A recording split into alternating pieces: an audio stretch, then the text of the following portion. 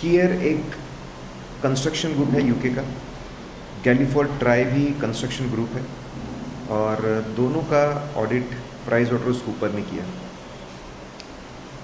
Construction companies में एक बहुत बड़ा चैलेंज ये होता है कि ये लोग बड़े बड़े प्रोजेक्ट्स बनाते हैं, 3 साल 4 साल 5 साल 10 साल ये प्रोजेक्ट चलते हैं, तो बहुत ज़्यादा लॉन्ग टर्म कॉन्ट्रैक्ट्स होते हैं।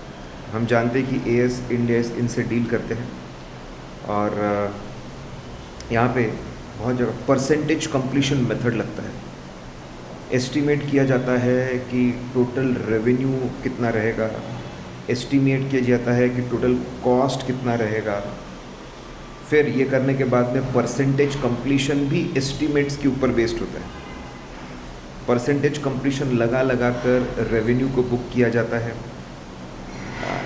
जो खर्चा हुआ है उसको काफ़ी WIP भी रखा जाता है। It is full of estimates, ज़बरदस्त एस्टिमेट्स होते हैं, और बहुत सारे अजम्पशंस के ऊपर बेस्ड होता है। आपके कंपोनेंट्स का कॉस्ट क्या रहेगा, कॉस्ट क्या रेट से ग्रो करेगा, कंप्लीशन कब तक होगा, पेनाल्टीज़ कितनी होगी, एस्केलेशन कैसे रहेगा, बहुत सारे अजम्पशंस होते हैं, बहुत ज़्यादा ट्रिकी एरिया होता है। अब प्राइसवाटरहाउसकूपर्स ने ये लॉन्ग टर्म कॉन्ट्रैक्ट्स का ऑडिट किया। हर चीज़ को सपोर्ट करने के लिए उनके पास में डॉक्यूमेंट्स थे, दे वर हैविंग डॉक्यूमेंट्स। यूके में FRC है, फाइनेंशियल रिपोर्टिंग काउंसिल, जैसे इंडिया में NFRA है। तो FRC ने बोला कि हर चीज़ के लिए आपके पास में एविडेंस था, लेकिन हमको लगता है कि ये एविडेंस जो था इसको आपने बहुत डिटेल में इवैल्यूएट नहीं किया। आप एस्टिमेट्स और अजम्पशन के डेप्थ में नहीं गए।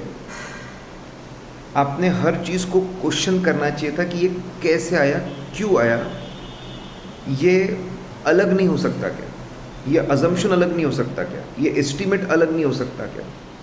आपने इन डेप्थ जाकर क्वेश्चनिंग, क्रॉस क्वेश्चनिंग आपने नहीं की। ऑल्टरनेटिव्स क्या हो सकते ये आपने नहीं सोचा।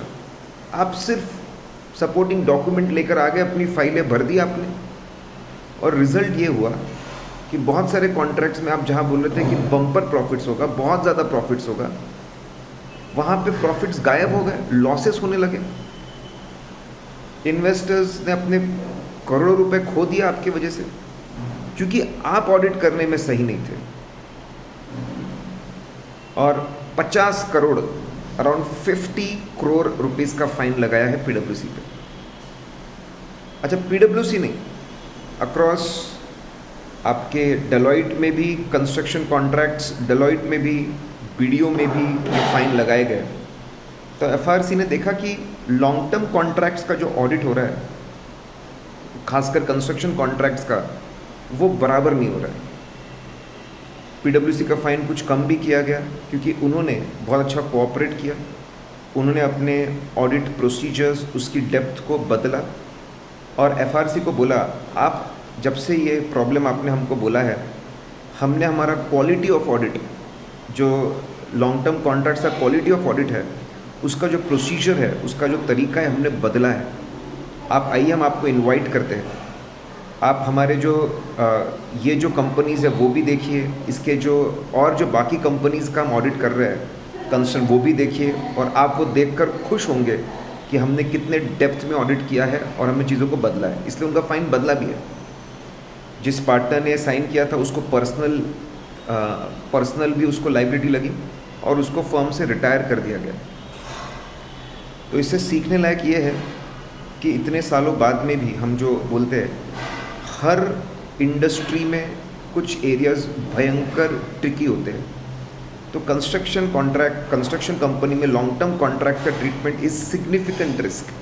ये सिग्निफिकेंट रिस्क है, सिग्निफिकेंट मैटर है।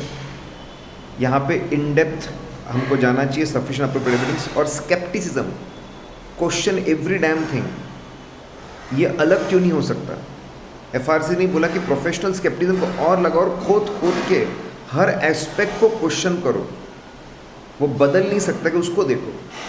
इससे ये भी समझ में आता है कि ऑडिट फर्म कैसे रिएक्ट करती है, अपना जो ऑडिट करने का उनका सिस्टम है, क्वालिटी ऑडिट करने का सिस्टम है, क्वालिटी कंट्रोल सिस्टम, कैसे उन्होंने क्वालिटी कंट्रोल सिस्टम को इमीडिएटली बदला और कैसे चीज़ें बेहतर की।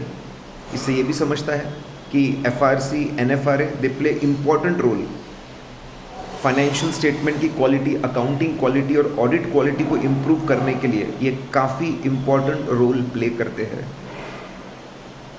ये भी समझ में आता है कि जब तक फाइन ना पड़े, जूते ना पड़े, जब तक कोई तुम्हारी गलती ना बताए, तब तक कोई सुधरता नहीं है। हमको कोई चाहिए, हमको पनिश करने वाला, हमको बोलने वाला, डांटने वाला, तब जाकर ही हम सुधरते हैं। तो कोई अगर आपको डांटता है तो आप नाराज़ मत होइए, बहुत ज़्यादा चांसेस है कि आप इम्प्रूव होंगे, आप बेहतर बनोगे।